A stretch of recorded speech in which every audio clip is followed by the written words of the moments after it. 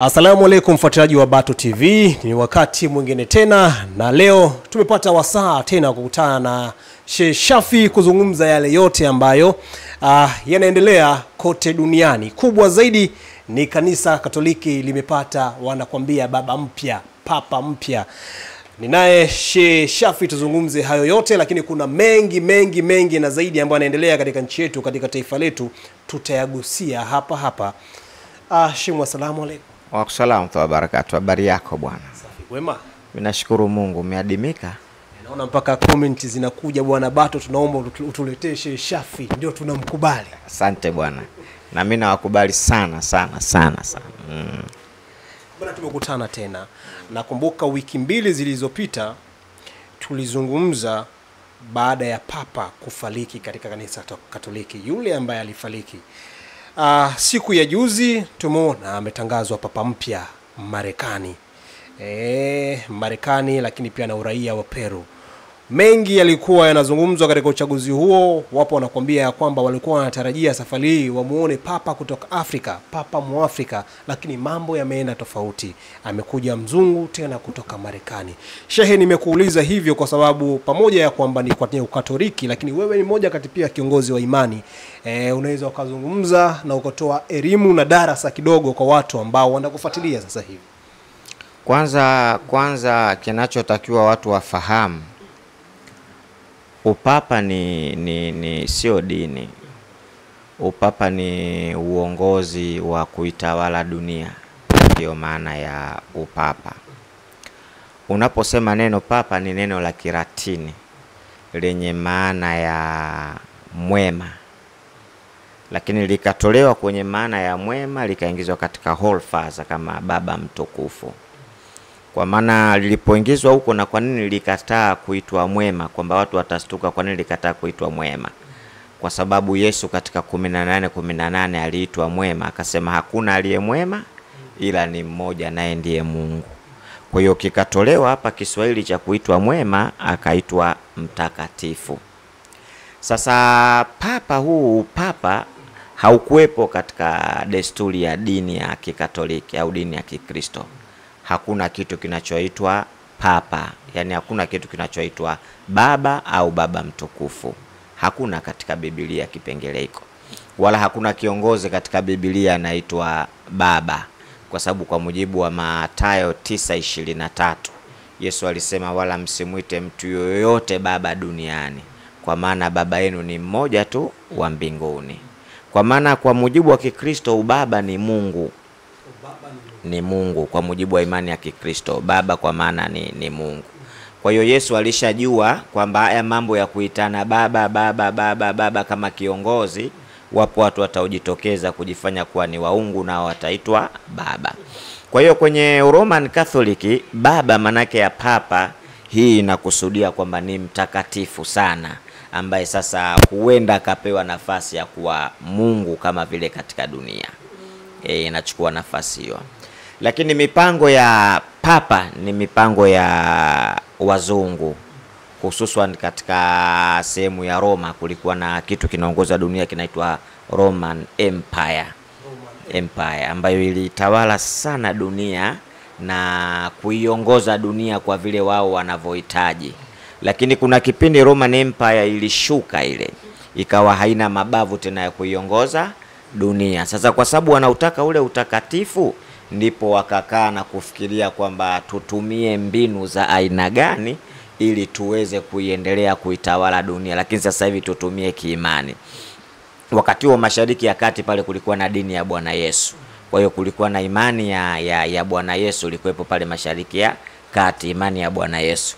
Kwa hiyo ndipo walipoamua kujitumbukiza katika ile imani. Imani ya Bwana Yesu ndio imani ambayo Yesu aliacha. Sawa, Yesu alipokuja alifundisha imani ya dini, alipoiacha sasa wale wakaamua kujiingiza kupitia katika maandiko yale matakatifu ili waweze kuitawala dunia sasa kiimani. Wanaamini kwamba ukiitawala dunia kiimani ndipo mafanikio yanakuja, kwa sababu watu wanapenda sana kuamini. Watu wanaamini sana swala la Mungu. Kwa hiyo ikabidi sasa wafanye mpango wa kuingia kiimani mahala pale ili waweze kuitawala dunia. Wataingiaje mahala pale?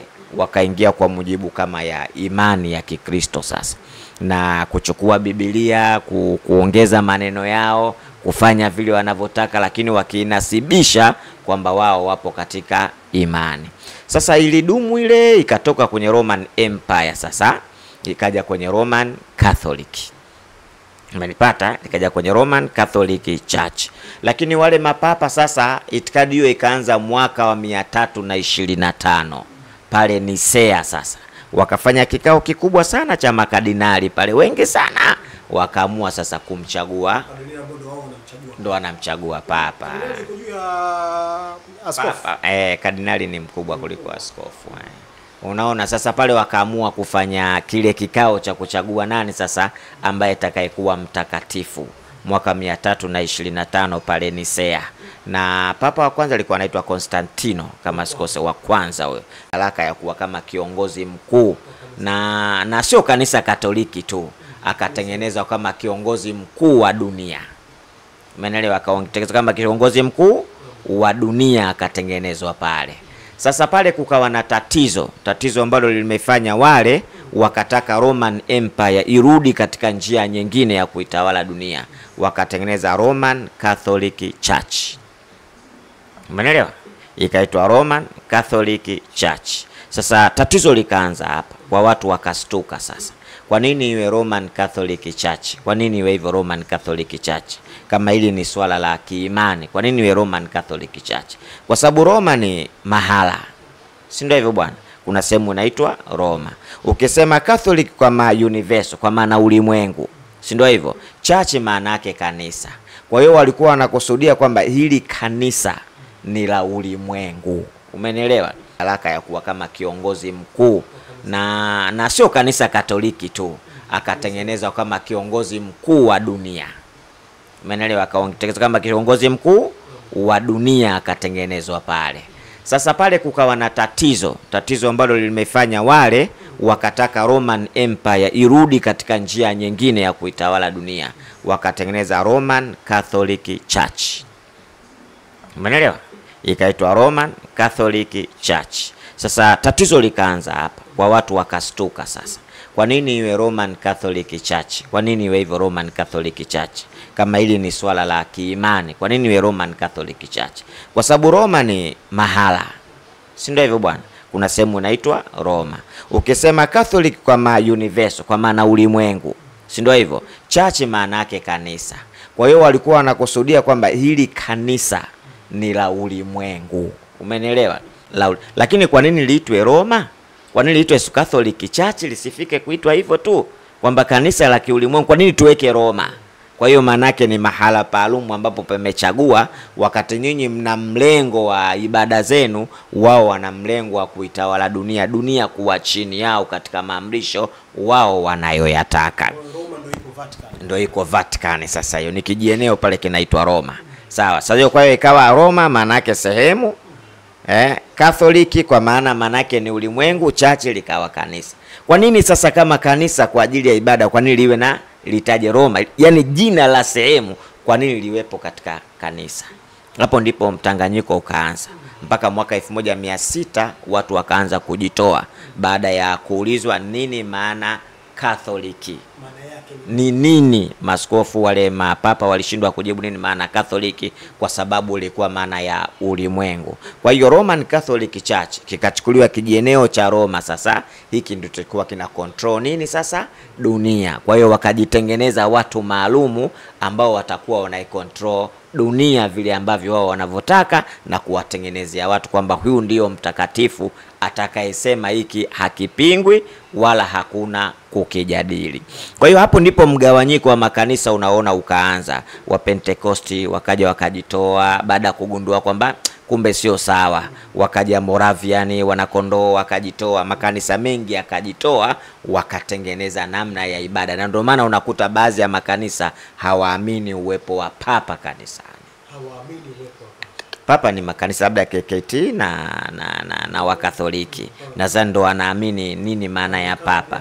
Anglikana hawaamini kwa sababu wale ni mwaka 1841 na wametoka na Henry wa 8 wale England wale, hawakubaliani na hilo. Sasa hili ndio likawa tatizo. Kwa hiyo unapozungumza papa unamzungumzwa mtukufu kiasi ambacho kapewa cheo cha uungu, sawa kapewa cheo cha uungu. Katoliki papa ni kama Mungu. Ni kama Mungu vile Katoliki. Yaani papa ni kama Mungu wao duniani. Unaiona hiyo ya kwamba papa uwepo wake kwenye Katoliki umefanikiwa ile dhamira ya kuitawala dunia? Wamefanikiwa sana. Leo duniani kote wa Katoliki ndio wenye nguvu.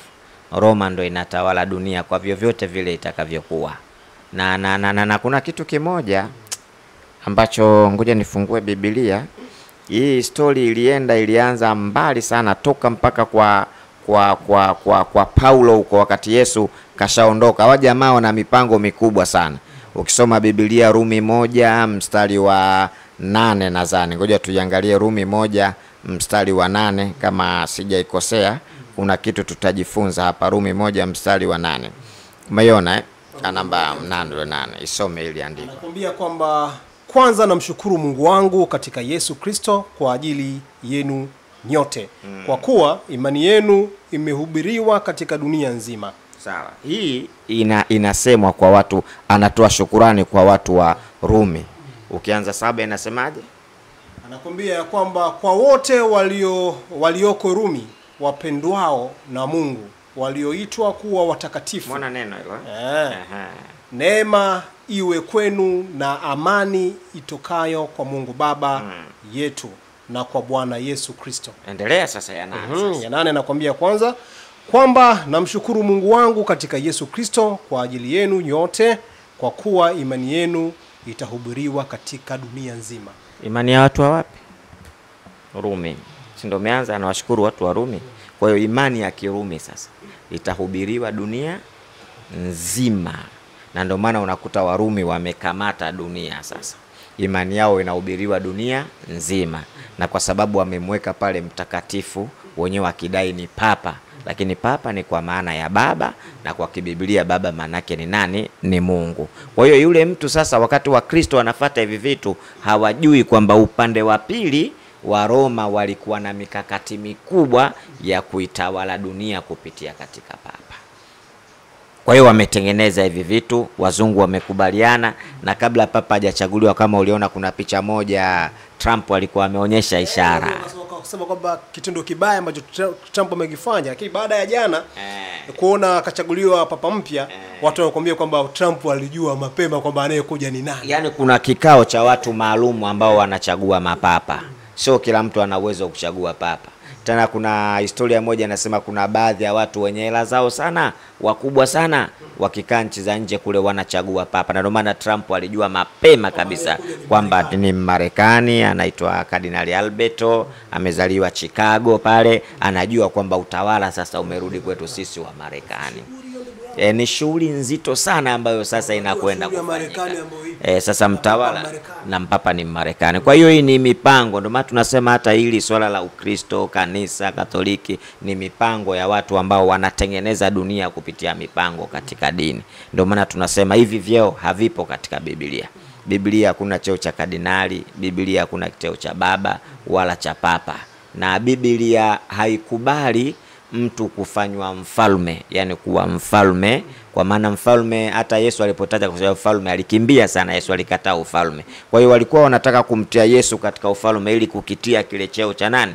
Cha upapa katika kanisa. Lakini Yesu alikataa baadhi ya nyakati kuitwa ufalme ambao wa mamlaka ya duniani. Kwa hiyo Yesu unamkuta mara nyingi duniani alikuwa anapingana sana na mambo ya duniani. Mara nyingi anasema ufalme wangu mimi ni ufalme wa mbinguni tu, mbinguni. Kwa nini? Alikuwa anakataa sana masuala ya duniani. Lakini hao waliokuja sasa wa Roman Catholic kupitia kwa papa, wao wapo katika maslahi ya nini? Ya dunia. Na ndio maana ukimuuliza Mkristo yoyote kuna cheo chochote kinachoitwa cha papa katika kanisa au katika Biblia, hawezi kupata iko kiki. Muulize kwamba Katholiki maana yake nini? Hajui. Sasa kwenye Katholiki ndo kumefichwa sana, kwa sababu Roman Catholic Church, na ndio maana watu walikimbia sana, wakasema itakuwaje kanisa la Mungu alafu lipangiwe sehemu kwamba hapa Roman Catholic, yani ni kanisa la Kiroma, sasa sio la Mungu tena. Kwa hiyo ni mipango Bwana Bato iliyotengenezwa kwa ajili ya kuitawala dunia. Kwa hiyo mapapa, huyu ni papa 267 sikosei,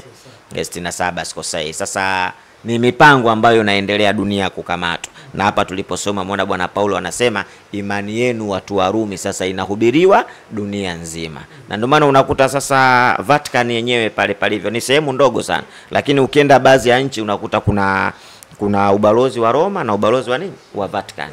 Kwa nini uwe ubalozi wa Roma na upe ubalozi wa Vatican? Kuna kitu gani? Maana Vatican sasa ni kitu kinachojitegemea, na ndio mahala ambapo kilipoanzishwa ule Ukristo, na ndio mahala ambapo sasa mapapa wanapangwa nani ataiongoza dunia. In short kwamba swala la papa ni swala la kuongoza dunia. Kuna habari inasema ya kwamba ili uweze kuwa ndani ya Vatican au kuwa makardinali lazima uwe umesoma sana, kichwa chako kuwe na degree hata 3, 4, 5. Hii ina ukweli wote kwamba Ukatoliki na mambo ya kusoma, kwa sababu hata papa mpya tunaambiwa kwamba na degree 5 tofauti. Sasa utaiwezaje kuiconvince dunia akiwa hujasoma?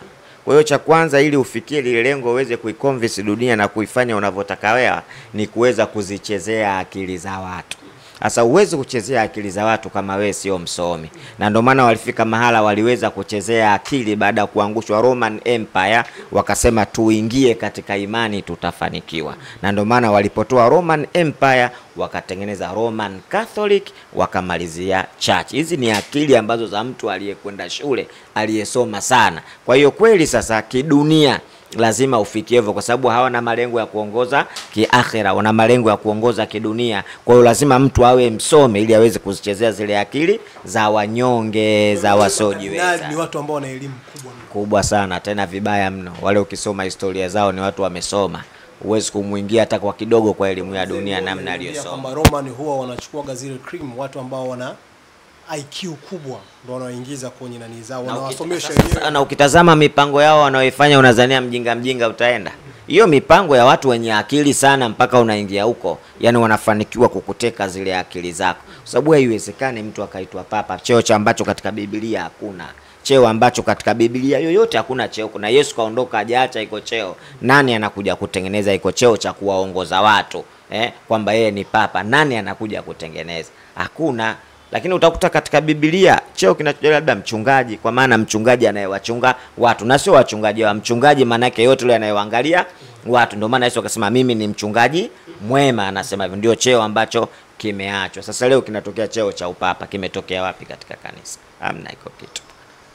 Kwa hiyo upapa watu bwana wameingizwa vibaya mno. Hii ni kuiongoza dunia kwa mipango ambayo wanaitaka wenyewe mabwana wakubwa. Kuna historia ya Bato kubwa sana, mpaka kuna watu wale baadaye nitakuja kukwambia kuna kikundi cha matajiri watu fulani ndio wanafanya kazi ya kusema papa awe nani na atakuwa nani. Ipo siku nitakuja historia yake bado naisoma, nitakuja kukuelekeza vizuri kabisa. Lakini cha kujifunza, Trump kabla nani anashangilia, anaonyesha kwamba papa anatoka kwetu. Unajifunza nini? Je, kuna kanuni yoyote katika Biblia inaonyesha kuchagua kiongozi baada ya kiongozi akiondoka? Kuna kanuni hiyo? Yesu alipoondoka aliwatuma wanafunzi wake 12 waje katika mataifa mbalimbali pale, si ndio bwana, kupeleka injili. Vipi leo dunia eti iwe na kiongozi mmoja anaitwa papa, alafu Roman Catholic Church? Yesu kaacha hivyo vitu? Hajaacha. Kwa hiyo ni mchezo ambao unachezwa bwana Bato hapa kuiongoza dunia. Wamefanikiwa kwa sababu tunajua kwamba Roman kuna nchi ambazo hawaamini hayo mambo. Kuna mataifa ya Asia, nchi za Saudi Arabia, wapi. Pia utakuwa unaambia kwamba kuna namna ambavyo pia wanaongozwa na hilo Catholic. Bado Catholic inaweza kuongoza dunia kwa sababu ya mifumo ambayo wao wanayohitaji. Na ndio maana unakuta mifumo mingi ya nchi zetu za Afrika, nchi nyingi duniani zinafuata, utasikia anafuata Marekani, anafuata nchi za wapi, lakini Roma hiyo Marekani yenyewe ipo chini ya huyo papa. Kwa hiyo tayari yupo katika kigezo cha Roman Catholic kuiongoza dunia. Kwa namna vile ambavyo wanavyohitaji ndivyo ambavyo wao utakavyofanya. Kwa hiyo hata ule mwaka 1600 walipeleka mpaka Paraguay, wakapeleka mpaka Asia, walipeleka kote kule, lakini ilishindikana, walivunjwa nguvu kule, baadhi ya watu walikataa. Kwa ndio maana wakarudi tena pale, lakini bado mipango yao inaendelea ya kuitawala dunia, na wanafanikiwa kwa asilimia kubwa kuitawala dunia. Za Kiarabu mipango yao itakuwa wapi? hata kwa nchi za wazungu tu, Marekani wapi, ndio mipango yao. Baadhi ya watu wachache ndio wanaofanikiwa, wanajitoa mule, kwa sababu wenyewe Roman Catholic Church watu sasa hivi washaanza kidogo na wao kuingiwa na nini, kuingiwa na akili wanaofanya hivyo. Na nchi yote inaweza kaenda duniani kwa usalama, sigusu chochote. Wewe si unaona mwenyewe kuna nchi gani anapingwa? Pingwi nchi yoyote. Afghanistan ambapo tunaamini ndio watu Waislamu walioishi, na ataishi vizuri na atarudi vizuri. Mtihani sana bado, sio mchezo. Watu wametainiwa sana katika hilo. Kwa hiyo watu wajifunze. Kifo kwenye nchi yako mtihani. Sasa unakuwa mtihani sana. Kapigwa bomu, kafanyaje, mtajibu iko kwa nini? Kwa hiyo ni mtihani sana mkubwa, mzito sana mtihani. Yaani jamaa kuliko rais yoyote duniani. Lazima papa lazima awe na nguvu kwa rais yoyote, ndio maana anasema neno lote analolitaka. Na neno lake alichosema alipingwi hilo. Ana nguvu kwa sababu kuna watu nyuma ambao wanataka dunia waitawale wao. Kwa hiyo wana nguvu. Wewe unaona Roman Catholic hata Tanzania hapa wanasemaje? Kauli zao wanazozitoa unazionaje? Si zinatikisa nchi. Zinatikisa nchi. Maaskofu wanasema wanafanyaje wa Roma na watu wanatetemeka kile wanachokisema. Kwa nini? Kwa sababu ndio system ya dunia ilivyo. Ukigombana nao basi utakuta unagombana na wenyewe huko mabwana wakubwa. Una kitu gani cha kuambia sasa wa Catholic kuhusiana na papa huyu mpya? Mimi unajua na maoni tofauti kidogo. Mimi natamani Wakristo waachane na hivi vitu, wasome sana Biblia. Mimi nawahimiza kila Biblia wakisoma Biblia kuna vitu watavifahamu vizuri sana katika Biblia. Wasipende kusomewa. Hii habari ya kuambiwa kwamba tusome Mathayo 5:5 mimi naomba waachane nayo. Kwa sasa na wao wafungue Biblia, wasome, waiangalie Biblia inasemaje, kama vile tunavyofanya Waislamu kwamba tunachukua Qur'ani yetu tunasoma, Mungu kasema hivi. Na ndio maana ukisema jambo katika Uislamu lazima mtu atanyosha kidole, bwana hayo maneno yako au Qur'ani au mtume kasema hivyo. Kama mtume au Mungu hajasema tutakuachia mwenyewe, lakini kama Mungu kasema tutayapokea. Uislamu raha sana, hakuna kuongozana kububusa tu, lazima utoe ushahidi wa Qur'ani na hadithi, wapi mtume kafanya. Sasa na wao mimi natamani Wakristo na wao siku moja wajifunze Biblia, yani waisome Biblia. Waache kudanganywa kwamba Biblia mpaka uwe na Roho Mtakatifu. Hivi vitu vya watu kuwaficha vitu ili waendelee kufanya ya kwao. Lakini some Biblia, ukweli wa kusoma, yani mtu aweke kuweka Biblia, achunguze kwamba nataka kufanya hivi, Biblia inasemaje? Je, nikifanya hivi Biblia inasemaje? Ipo siku tutafika mahala tunapopataka salama, tutaacha kutawaliwa yani. Shafi, labda nikuulize swali moja kuhusiana hii ya papa. Tunaona kwamba Marekani huwa mara nyingi wanasupport yale mambo ambayo kwenye mataifa yetu ya Kiafrika huwa hatupendi. Na papa mpya ambao amepita kuna mambo yalikuwa anajaribu kuonyesha kwamba kubariki zile, kwa hiyo kuzungumza kubariki ndoa zile za jinsia moja.